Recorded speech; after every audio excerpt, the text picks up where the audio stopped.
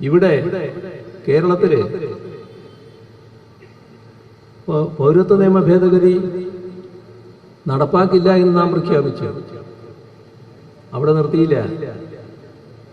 കേരളത്തിന്റെ ആകെ ഒരുമ പ്രകടിപ്പിച്ചുകൊണ്ടുള്ള പ്രതിഷേധം തിരുവനന്തപുരം രക്തസാക്ഷി മണ്ഡപത്തിൽ വലിയ പ്രതിഷേധ സംഗമം, പ്രതിപക്ഷ നേതാവും പ്രതിപക്ഷ നേതാക്കളുമല്ല. അതിന്റെ തുടർച്ചയായി സർവകക്ഷി യോഗം, നിയമസഭയുടെ പ്രത്യേക യോഗം, അതില് പൗരത്വ നിയമ ഭേദഗതി പിൻവലിക്കണമെന്ന പ്രമേയം ഏകണ്ഠമായി പാസാക്കല്, അതിലെല്ലാം പ്രതിപക്ഷ നേതാവും പ്രതിപക്ഷ നേതാക്കളുമുണ്ട്. ഇത്രയെല്ലാം കഴിഞ്ഞതിന് ശേഷം അന്നത്തെ KPCC പ്രസിഡന്റ്, നിങ്ങൾക്കറിയാലോ അദ്ദേഹം ആരാണെന്ന്, ഞാനിപ്പോ പേരൊന്നും പറയേണ്ടതില്ല, നിങ്ങൾക്ക് എല്ലാവർക്കും അറിയാവുന്ന അദ്ദേഹം ഒറ്റ പ്രഖ്യാപനം. എന്താ അത്? കേന്ദ്രം പാസാക്കിയൊരു നിയമം ഇവിടെ നിയമസഭ പ്രമേയം പാസാക്കിയതിലൂടെ നടപ്പാക്കാതിരിക്കാൻ പറ്റുമോ? അതൊരു ചരിത്ര നിഷേധമുള്ള പ്രസ്താവന ഇരിക്കട്ടെ. അതിന്റെ തുടർച്ച ഞങ്ങൾ എന്ന് വെച്ചാൽ കോൺഗ്രസ് ഇനി യോജിച്ച പ്രക്ഷോഭത്തിനില്ല. എന്താ അങ്ങനെ ഒരു നിലപാടെടുക്കാൻ കാരണം?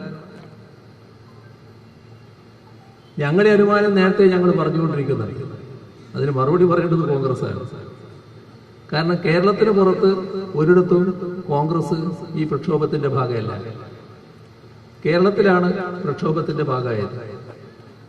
അപ്പോ കേന്ദ്ര കോൺഗ്രസ് നേതൃത്വം ഇവിടുത്തെ കോൺഗ്രസിനോട് പറയുകയാണ്, നിങ്ങൾ പിൻവാങ്ങണം.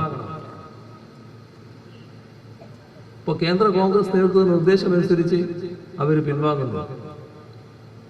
അതല്ലേ വസ്തുത? വസ്തുത അതല്ലെങ്കിൽ പറയണം, രാഹുൽ ഗാന്ധി ഇവിടെ ഉണ്ടല്ലോ, പല യോഗങ്ങളിൽ സംസാരിക്കുന്നുണ്ടല്ലോ, പറയൂ ഞങ്ങൾ അങ്ങനെ ഒരു നിർദ്ദേശം കൊടുത്തിട്ടില്ല. എന്താ പറയാൻ പറ്റാത്തത്? ഇപ്പൊ ഞങ്ങൾ പറയുന്നതായിരിക്കും വസ്തുത. അത് തന്നെ കാര്യം. ഇതല്ലേ നമ്മുടെ അനുഭവം. പോട്ടെ, ഇതൊക്കെ 4 വർഷം മുൻപുള്ള കാര്യം. 4 വർഷം മുൻപുള്ള കാര്യം ഇപ്പൊ 4 വർഷം കഴിഞ്ഞപ്പോ വല്ല മാറ്റം ഉണ്ടായോ? നമ്മുടെ രാജ്യത്ത് തെരഞ്ഞെടുപ്പിന്റെ പടിവാതിൽക്കൽ ഈ നിയമം നടപ്പാക്കുന്നതിനായി ചട്ടങ്ങൾ കൊണ്ടുവരും. എല്ലാവരും പ്രതിഷേധിച്ചു. മതനിരപേക്ഷ ചിന്താഗതിയുള്ള മുഴുവൻ ആളുകളും പ്രതിഷേധിച്ചു. കോൺഗ്രസിന്റെ പ്രതിഷേധം കണ്ടോ?